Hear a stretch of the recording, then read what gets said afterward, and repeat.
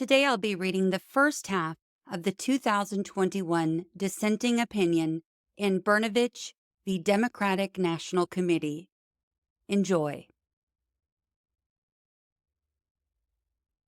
Justice Kagan, with whom Justice Breyer and Justice Sotomayor join. Dissenting. If a single statute represents the best of America, it is the Voting Rights Act. It marries two great ideals: democracy and racial equality. And it dedicates our country to carrying them out. Section 2, the provision at issue here, guarantees that members of every racial group will have equal voting opportunities. Citizens of every race will have the same shot to participate in the political process and to elect representatives of their choice. They will all own our democracy together. No one more and no one less than any other. If a single statute reminds us of the worst of America, it is the Voting Rights Act, because it was and remains so necessary, because a century after the Civil War was fought, at a time of the Act's passage, the promise of political equality remained a distant dream for African American citizens. Because states and localities continually contrived new rules, mostly neutral on their face, but discriminatory in operation, to keep minority voters from the polls. Because Congress had reason to suppose that states would try similar maneuvers in the future, pouring old poison into new bottles to suppress minority votes. The Voting Rights Act is ambitious in both goal and scope.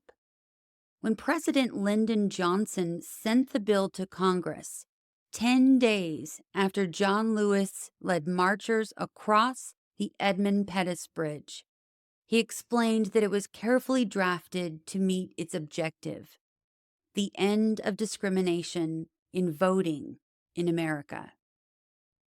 He was right about how the Act's drafting reflected its aim.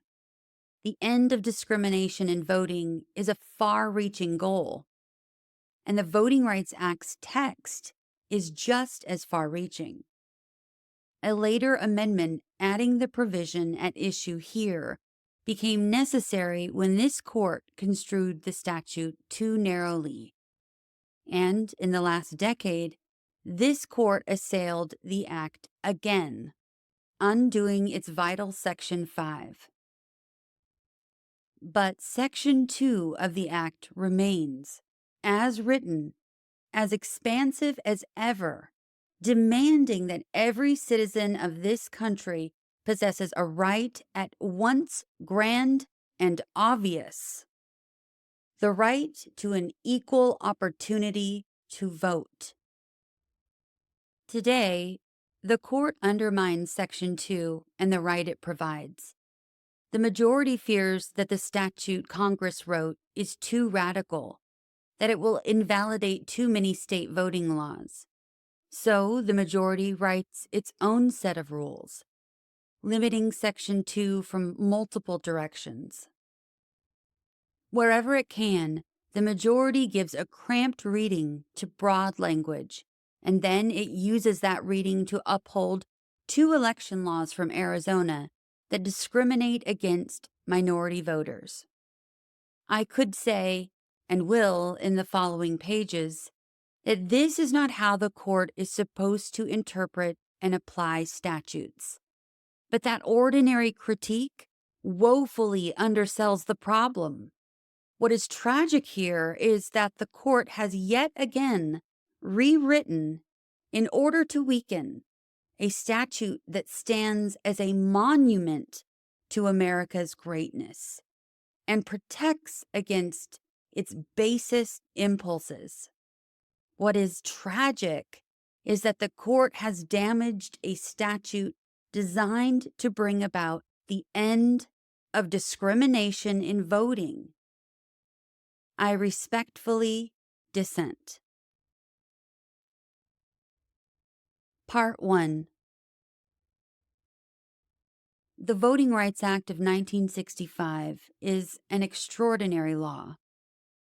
Rarely has a statute required so much sacrifice to ensure its passage.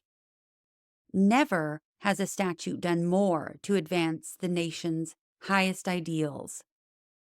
And few laws are more vital in the current moment. Yet, in the last decade, this court has treated no statute worse. To take the measure of today's harm, a look to the act's past must come first. The idea is not to recount, as the majority hurriedly does, some bygone era of voting discrimination. It is instead to describe the electoral practices that the act targets and to show the high stakes of the present controversy.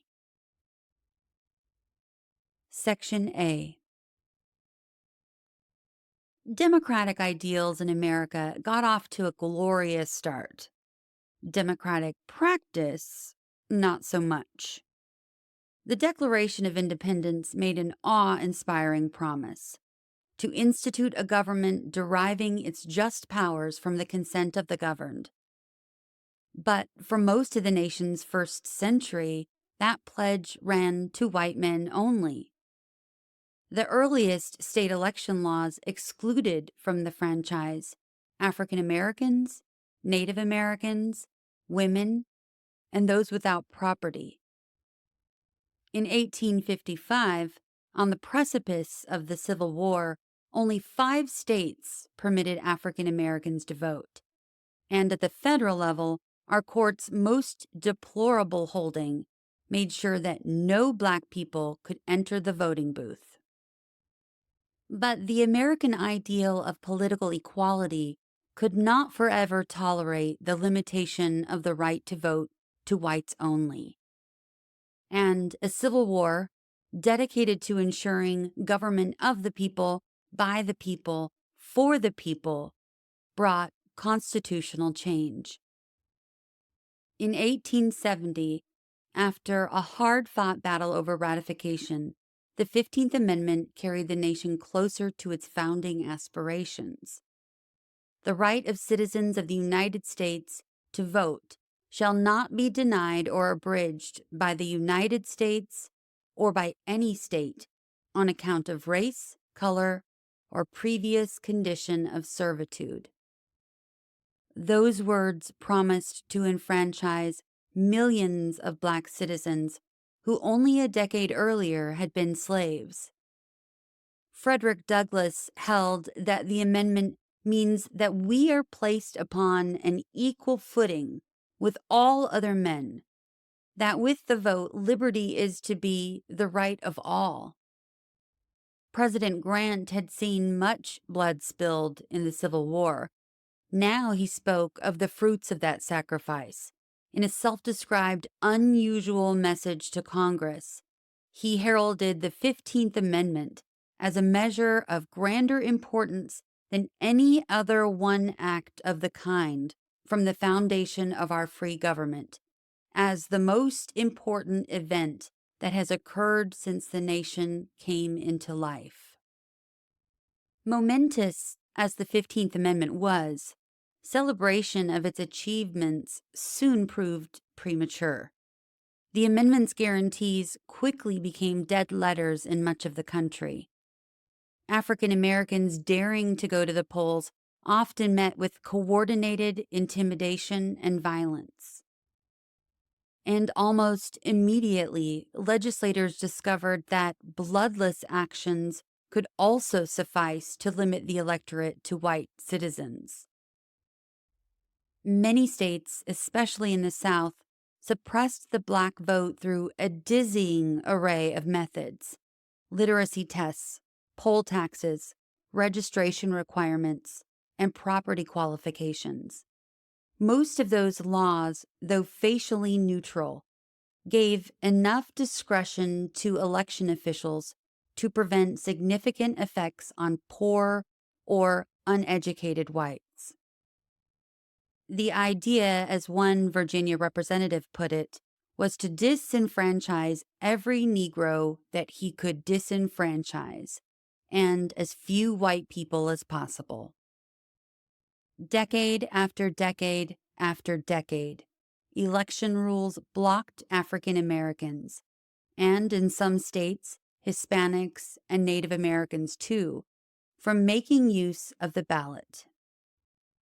By 1965, only 27% of Black Georgians, 19% of Black Alabamians, and 7%, yes, 7% of Black Mississippians were registered to vote. The Civil Rights Movement and the events of a single Bloody Sunday created pressure for change. Selma was the heart of an Alabama county whose 15,000 Black citizens included in 1961 only 156 on the voting rolls. In the first days of 1965, the city became the epicenter of demonstrations meant to force Southern election officials to register African American voters. As weeks went by without results, organizers announced a march from Selma to Birmingham. On March 7th, some 600 protesters, led by future Congressman John Lewis, sought to cross the Edmund Pettus Bridge. State troopers in riot gear responded brutally. Turning their nightsticks horizontally, they rushed into the crowd, knocking people over like bowling pins. Then came men on horseback, swinging their clubs and ropes like cowboys driving cattle to market. The protesters were beaten, knocked unconscious, and bloodied. Lewis's skull was fractured. "I thought I was going to die on this bridge," he later recalled. A galvanized country responded. 10 days after the Selma March, President Johnson wrote to Congress proposing legislation to help rid the nation of racial discrimination in every aspect of the electoral process and thereby ensure the right of all to vote. And in August 1965, after the bill's supporters overcame a Senate filibuster, Johnson signed the Voting Rights Act into law. Echoing Grant's description of the 15th Amendment, Johnson called the statute one of the most monumental laws in the entire history of American freedom. After a century's failure to fulfill the promise of the 15th Amendment, passage of the VRA finally led to signal improvement.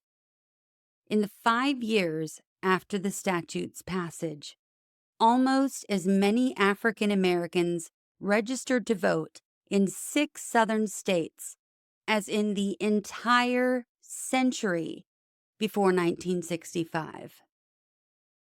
The crudest attempts to block voting access, like literacy tests and poll taxes, disappeared.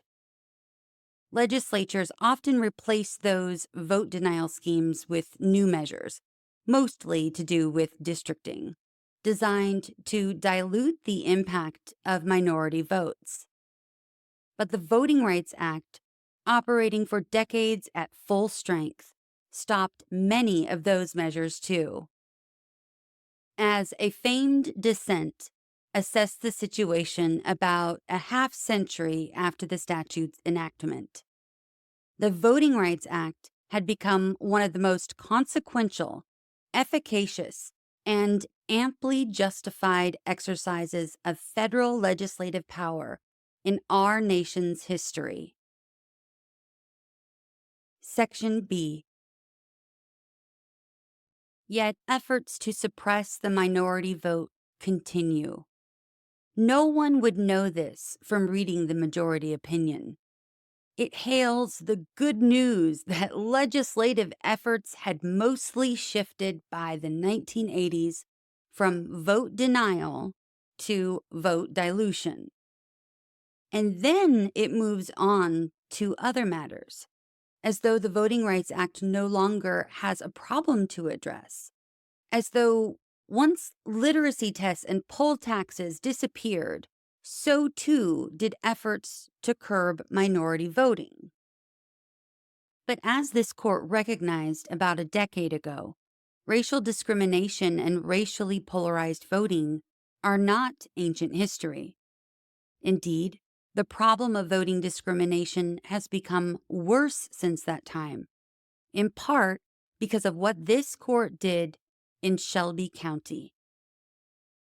Weaken the Voting Rights Act, and predictable consequences follow. Yet a further generation of voter suppression laws. Much of the Voting Rights Act's success lay in its capacity to meet ever new forms of discrimination. Experience showed that whenever one form of voting discrimination was identified and prohibited, others sprang up in its place. Combating those efforts was like battling the Hydra, or to use a less cultured reference, like playing a game of whack-a-mole. So Congress, in Section 5 of the Act, gave the Department of Justice authority to review all new rules devised by jurisdictions with a history of voter suppression, and to block any that would have discriminatory effects. In that way, the Act would prevent the use of new, more nuanced methods to restrict the voting opportunities of non-white citizens. And for decades, Section 5 operated as intended. Between 1965 and 2006, the department stopped almost 1,200 voting laws in covered areas from taking effect. Some of those laws used districting to dilute minority voting strength, making sure that the votes of minority citizens would carry less weight than the votes of whites in electing candidates. Other laws, even if facially neutral, disproportionately curbed the ability of non-white citizens to cast a ballot at all. So, for example, a jurisdiction might require forms of identification that those voters were less likely to have, or it might limit voting places and times convenient for those voters, or it might purge its voter rolls through mechanisms especially likely to ensnare them.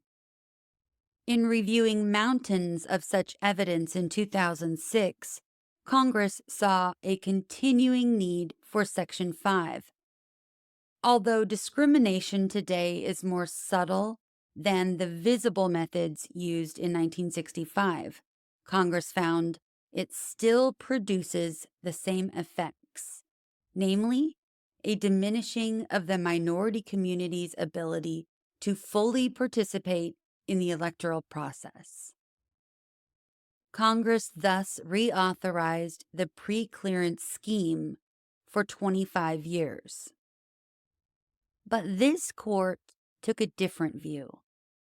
Finding that our country has changed, the court saw only limited instances of voting discrimination, and so no further need for pre-clearance. Displacing Congress's contrary judgment, the court struck down the coverage formula essential to the statute's operation. The legal analysis offered was perplexing. The court based its decision on a principle of equal state sovereignty that a prior decision of ours had rejected, and that has not made an appearance since. Worse yet was the court's blithe confidence in assessing what was needed and what was not. Things have changed dramatically, the court reiterated. The statute that was once a necessity had become an imposition. But how did the majority know there was nothing more for Section 5 to do? That the undoubted changes in the country went so far as to make the provision unnecessary? It didn't, as Justice Ginsburg explained in Dissent. The majority's faith that discrimination was almost gone derived at least in part from the success of Section 5, from its record of blocking discriminatory voting schemes. Discarding Section 5 because those schemes had diminished was like throwing away your umbrella in a rainstorm because you're not getting wet. The rashness of the act soon became evident. Once Section 5's strictures came off, states and localities put in place new restrictive voting laws with foreseeably adverse effects on minority voters. On the very day Shelby County issued, Texas announced that it would implement a strict voter identification requirement that had failed to clear Section 5. Other states, Alabama, Virginia, Mississippi, fell like dominoes, adopting measures similarly vulnerable to pre-clearance review.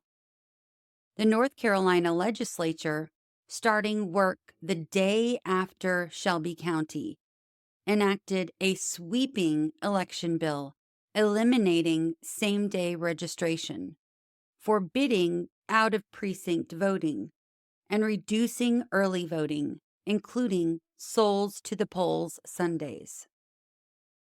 States and localities redistricted, drawing new boundary lines or replacing neighborhood-based seats with at-large seats in ways guaranteed to reduce minority representation.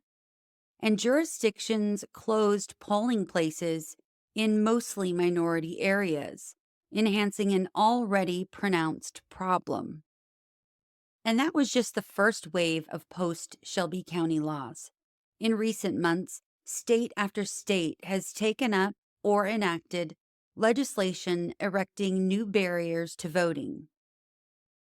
Those laws shorten the time polls are open both on Election Day and before. They impose new prerequisites to voting by mail and shorten the windows to apply for and return mail ballots. They make it harder to register to vote and easier to purge voters from the rolls. Two laws even ban handing out food or water to voters standing in line. Some of those restrictions may be lawful under the Voting Rights Act, but chances are that some have the kind of impact the act was designed to prevent, that they make the political process less open to minority voters than to others. So the court decides this Voting Rights Act case at a perilous moment for the nation's commitment to equal citizenship. It decides this case in an era of voting rights retrenchment, when too many states and localities are restricting access to voting in ways that will predictably deprive members of minority groups of equal access to the ballot box. If any racial discrimination in voting is too much, as the Shelby County Court recited, then the act still has much to do, or more precisely, the fraction of the act remaining, the act as diminished by the court's hand. Congress never meant for Section 2 to bear all of the weight of the act's commitments. That provision looks to courts, not to the executive branch, to restrain discriminatory voting practices. And litigation is an after-the-fact remedy, incapable of providing relief until an election, usually more than one election, has come and gone. So Section 2 was supposed to be a backup for all its sweep and power. But after Shelby County, the vitality of Section 2 a permanent nationwide ban on racial discrimination in voting matters more than ever. For after Shelby County, Section 2 is what voters have left. Part 2. Section 2, as drafted, is well equipped to meet the challenge. Congress meant to eliminate all discriminatory election systems or practices which operate designedly or otherwise to minimize or cancel out the voting strength and political effectiveness of minority groups. And that broad intent is manifest in the provision's broad text. As always, this court's task is to read that language as Congress wrote it, to give the section all the scope and potency Congress drafted it to have. So I start by showing how Section 2's text requires courts to eradicate voting practices that make it harder for members of some races than of others to cast a vote, unless such a practice is necessary to support a strong state interest. I then show how far from that text the majority strays. Its analysis permits exactly the kind of vote suppression that Section 2, by its terms, rules out of bounds. Section A. Section 2, as relevant here, has two interlocking parts. Subsection A states the law's basic prohibition. No voting qualification or prerequisite to voting, or standard, practice, or procedure shall be imposed or applied by any state or political subdivision in a manner which results in a denial or abridgment of the right of any citizen of the United States to vote on account of race or color. Subsection B then tells courts how to apply that bar, or otherwise said, when to find that an infringement of the voting right has occurred. Quote, a violation of subsection A is established if, based on the totality of circumstances, it is shown that the political processes leading to nomination or election in the state or political subdivision are not equally open to participation by members of a given race, in that those members have less opportunity than other members of the electorate to participate in the political process and to elect representatives of their choice. Those provisions have a great many words, and I address them further below, but their essential import is plain. Courts are to strike down voting rules that contribute to a racial disparity in the opportunity to vote, taking all the relevant circumstances into account. The first thing to note about Section 2 is how far its prohibitory language sweeps. The provision bars any voting qualification, any prerequisite to voting, or any standard practice or procedure that results in a denial or abridgment of the right to vote on account of race. The overlapping list of covered state actions makes clear that Section 2 extends to every kind of voting or election rule. Congress carved out nothing pertaining to voter qualifications or the manner in which elections are conducted. So, for example, the provision covers all manner of registration requirements, the practices surrounding registration, the locations of polling places, the times polls are open, the use of paper ballots as opposed to voting machines, and other similar aspects of the voting process that might be manipulated to deny any citizen the right to cast a ballot and have it properly counted. All those rules and more come within the statute, so long as they result in a race-based denial or abridgment of the voting right. And the denial or abridgment phrase speaks broadly too. Abridgment necessarily means something more subtle and less drastic than the complete denial of the right to cast a ballot, denial being separately forbidden. It means to curtail rather than take away the voting right. The results in language, connecting the covered voting rules to the prohibited voting abridgment, tells courts that they are to focus on the law's effects. Rather than hinge liability on state officials' motives, Congress made it ride on their actions' consequences. That decision was as considered comes. This court, as the majority notes, had construed the original Section 2 to apply to facially neutral voting practices only if they were motivated by a discriminatory purpose. Congress enacted the current Section 2 to reverse that outcome, to make clear that results alone could lead to liability. An intent test, the Senate report explained, asks the wrong question. If minority citizens are denied a fair opportunity to participate, then the system should be changed, regardless of what motives were in an official's mind. Congress also saw an intent test as imposing an inordinately difficult burden for plaintiffs. Even if state actors had purposefully discriminated, they would likely be able to offer a non-racial rationalization, supported by a false trial of official resolutions and other legislative history eschewing any racial motive. So only a results-focused statute could prevent states from finding ways to abridge minority citizens' voting rights.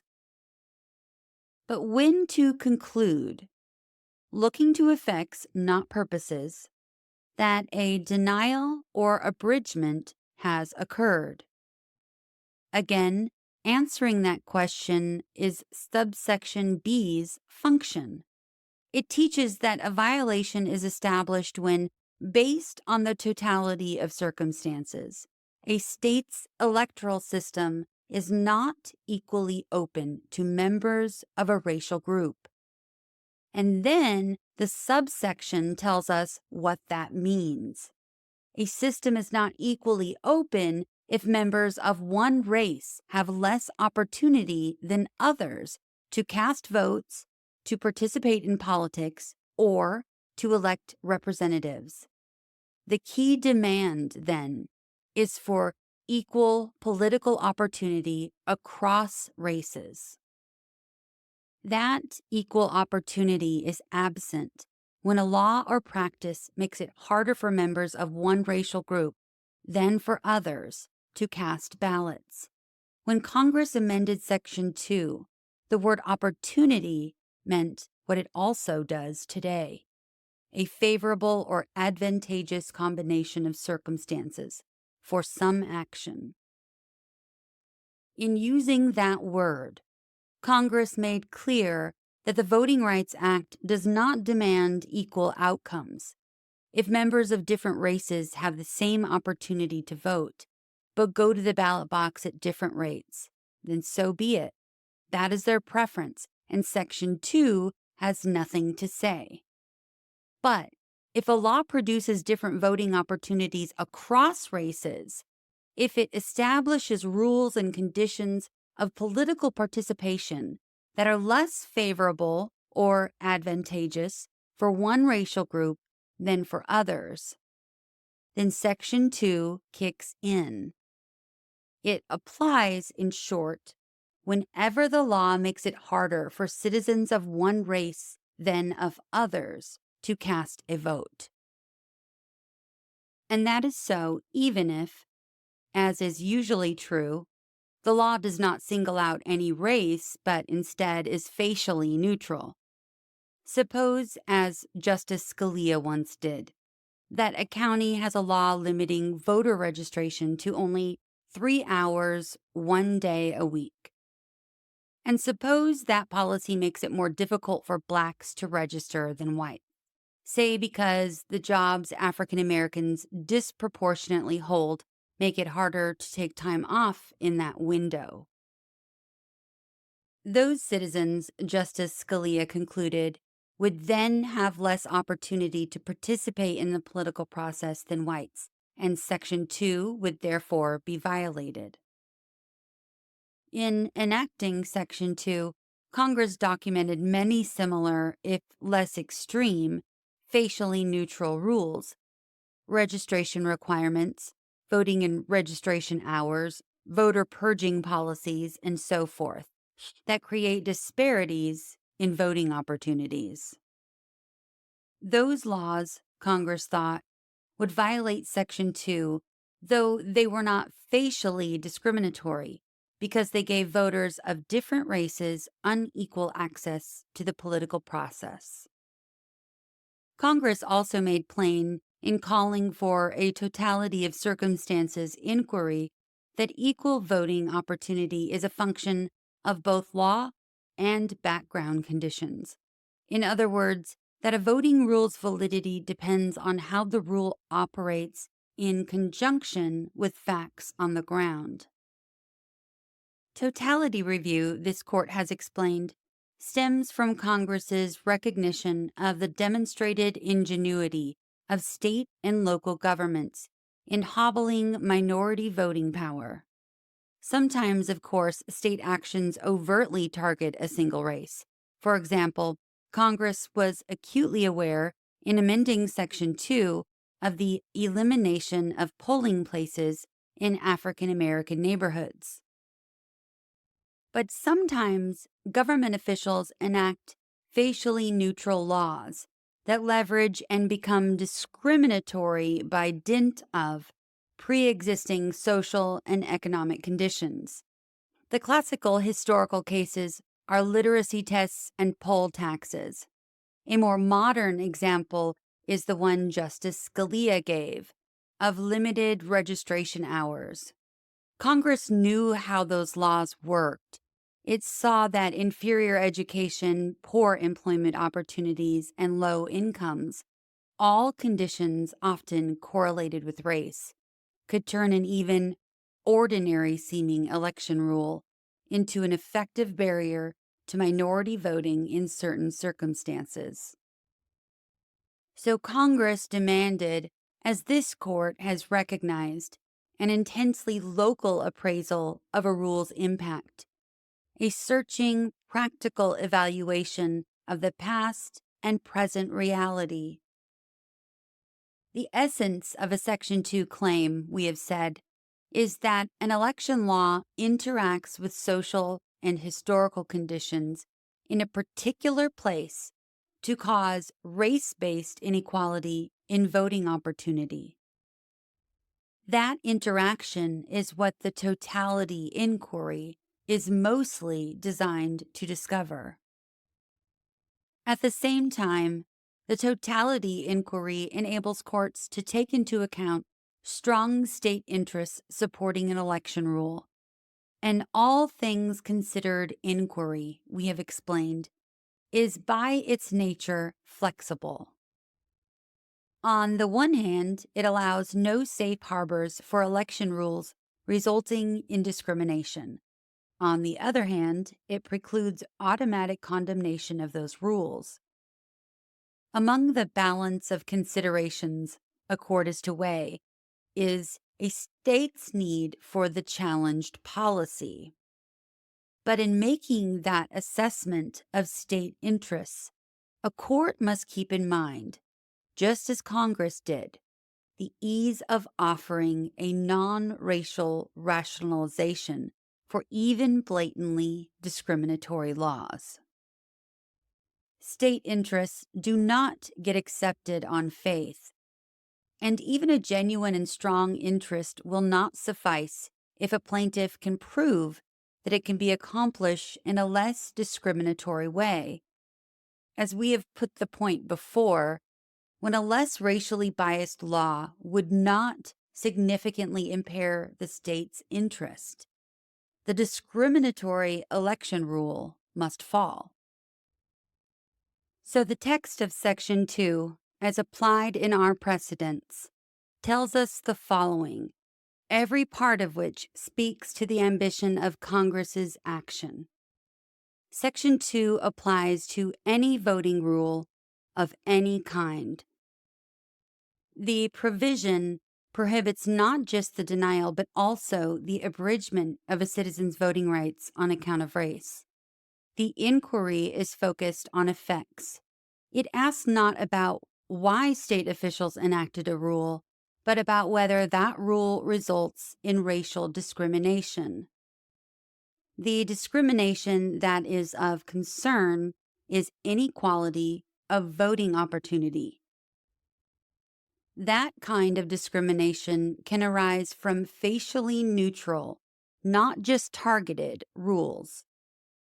There is a Section 2 problem when an election rule operating against the backdrop of historical, social, and economic conditions makes it harder for minority citizens than for others to cast ballots.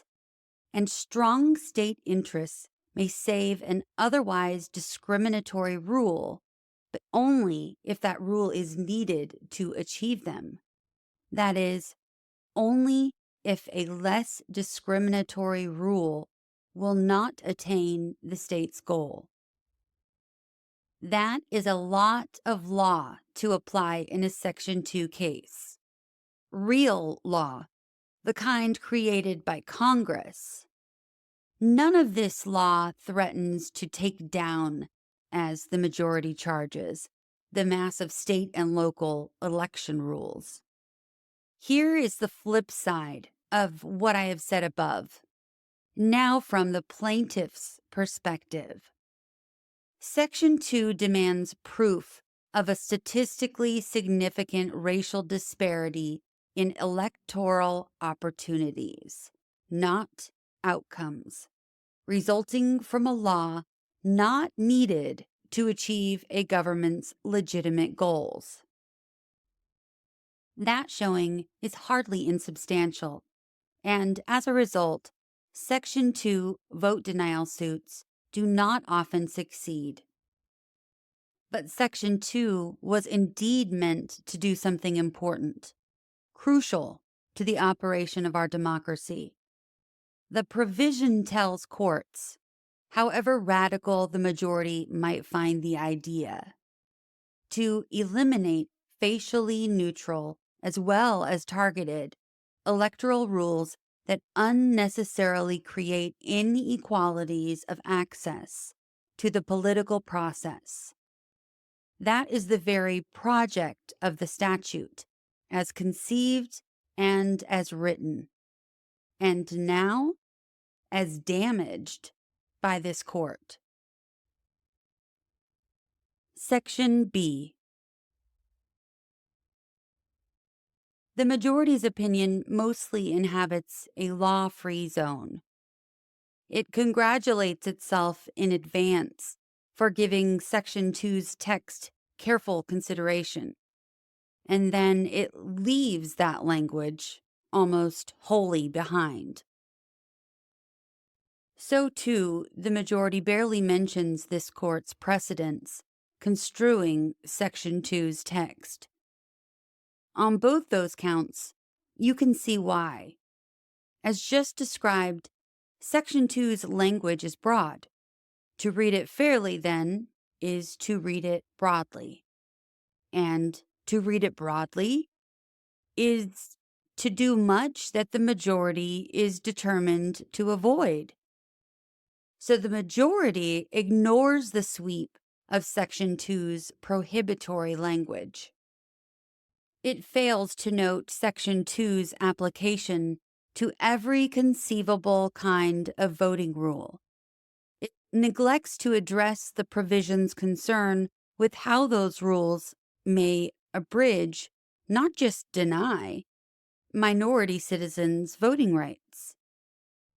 It declines to consider Congress's use of an effects test rather than a purpose test to assess the rule's legality. The majority says as little as possible about what it means for voting to be equally open or for voters to have an equal opportunity to cast a ballot. It only grudgingly accepts and then apparently forgets that the provision applies to facially neutral laws with discriminatory consequences. And it hints that as long as a voting system is sufficiently open, it need not be equally so. In sum, the majority skates over the strong words Congress drafted to accomplish its equally strong purpose, ensuring that minority citizens can access the electoral system as easily as whites. The majority instead founds its decision on a list of mostly made-up factors, at odds with Section 2 itself. To excuse this unusual free-form exercise, the majority notes that Section 2 authorizes courts to conduct a totality of circumstances analysis. But as described above, Congress mainly added that language so that Section 2 could protect against the demonstrated ingenuity of state and local governments in hobbling minority voting power. The totality inquiry requires courts to explore how ordinary seeming laws can interact with local conditions, economic, social, and historical, to produce race-based voting inequalities. That inquiry hardly gives a court the license to devise whatever limitations on Section 2's reach it would have liked Congress to enact. But that is the license the majority takes. The important circumstances it invents all cut in one direction, toward limiting liability for race-based voting inequalities. Think of the majority's list as a set of extra-textual restrictions on Section 2, methods of counteracting the law Congress actually drafted to achieve the purposes Congress thought important. The list, not a test, the majority hastens to assure us with delusions of modesty, stacks the deck against minority citizens' voting rights. Never mind that Congress drafted a statute to protect those rights, to prohibit any number of schemes the majority's non-test makes it possible to save. Start with the majority's first idea, a mere inconvenience exception to Section 2. Voting, the majority says, imposes a set of usual burdens. Some time, some travel, some rule compliance. And all of that is beneath the notice of Section 2, even if those burdens fall highly unequally on members of different races. But that categorical exclusion for seemingly small or unusual or unserious burdens is nowhere in the provision's text. To the contrary, and as this court has recognized before, Section 2 allows no safe harbors for election rules resulting in disparate voting opportunities. The section applies to any discriminatory voting qualification, prerequisite to voting, or standard practice or procedure, even the kind creating only what the majority thinks of as an ordinary burden. And the section cares about any race-based abridgments of voting, not just measures that come near to preventing that activity. Congress, recall, was intent on eradicating the subtle as well as the obvious ways of suppressing minority voting. One of those more subtle ways is to impose inconveniences, especially a collection of them, differentially affecting members of one race. The certain result, because every inconvenience makes voting both somewhat more difficult and somewhat less likely, will be to deter minority votes. In countenancing such an election system, the majority departs from Congress's vision, set down in text, of ensuring equal voting opportunity. It chooses equality light.